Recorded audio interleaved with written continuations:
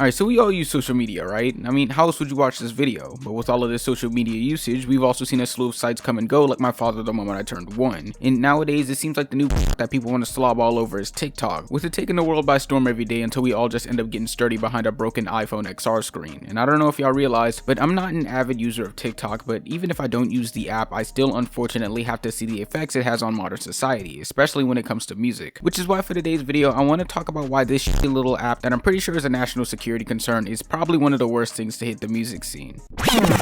Alright, so to start this off, we gotta go back to between 2013 and 2016 when the app Vine was at like the peak of the internet. And while YouTube did have its high notes, especially with the FNAF era and the ungodly amounts of Markiplier fan art, I feel like when it comes to completely changing the internet culture as a whole, I believe Vine was like the main factor in it all. I mean, seriously, just take a look back at all the influences that came from that app, from Danny Gonzalez to King Batch to Amanda Cerny, if you remember who that is. Nope.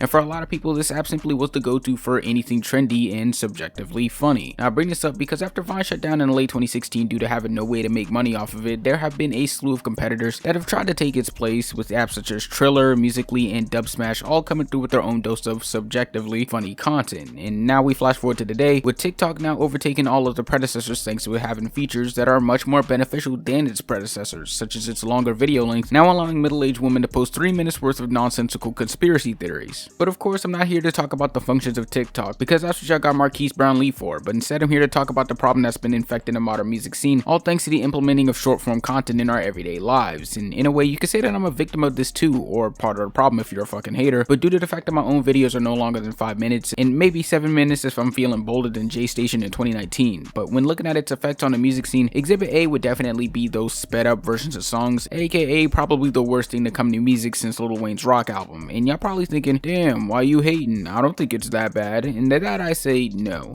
Just no. I don't like it, man. I mean, when patient motherfucker sat in the stew, heard a song playing and said, yeah, I don't have time for this shit, time to take it into overdrive. And I mean, if you like it, you like it, sure, whatever. You probably tickle your own balls while you're at it. But for me personally, I'm not really into the concept of taking a song and making it sound like I took 50 tabs of psychedelics during a drag race. And I think what kills me the most is that just before this little trend came about, the TikTok kids were doing the whole slowed and reverb thing, which was basically just the gentrified version of Chopped and Screwed. So I guess instead of trying to ascend beyond the stars, the kids nowadays would rather start tripping balls. And you know what else really grinds my gears about TikTok? It's how it's affected general pop music. I mean, I remember a long while ago I made a video talking about how modern music has become oversaturated with just the most dull and uninspiring music that seems like its only job was to simply get trending on social media for 2 weeks instead of having any actual longevity. And while we can make the debate of this always being a thing, I see this topic in the same way that I see the rise of industry plants. It's starting to become more obvious. I mean, prime example, look at Lil Baby's latest project. I mean, when that shit came out, it was a genuine 2-pack of ass filled with the most basic of trap beats, the weakest of bars, and not one thing that was memorable aside from the song Hey that obviously was meant to be something catchy for streams. I mean, just look at his Genius interview. It looks like this man was forced at gunpoint to make that song. And it's not just him either, with so many artists coming out of the woodworks to make these one and done songs and albums that feels like I'm just stuffing my face at a McDonald's. But at the end of the day, I guess it's not like there's anything we can really do about it from our standpoint. I mean, as long as TikTok is like this powerhouse within the social media scene thanks to its ability to make just about anyone and anything trendy, especially within music, it's not going to go anywhere and we'll just have to deal with it. I guess all I'm trying to say is that with how fast online content is being consumed every day, it's forced artists to dumb down their craft in turn for quick streams and a 2-week spot in the Billboard Hot 100. But that's all I wanted to say for this video, just something to keep you guys satisfied while I deal with the existential dread of the Eagles losing the Super Bowl. But if you guys like the video, feel free to subscribe as well, follow my IG Twitter, and follow Chocolate on Instagram for more illustrations. And on that note, I'll see you guys on Friday when I give 100 reasons why Charles Hamilton is the greatest rapper alive.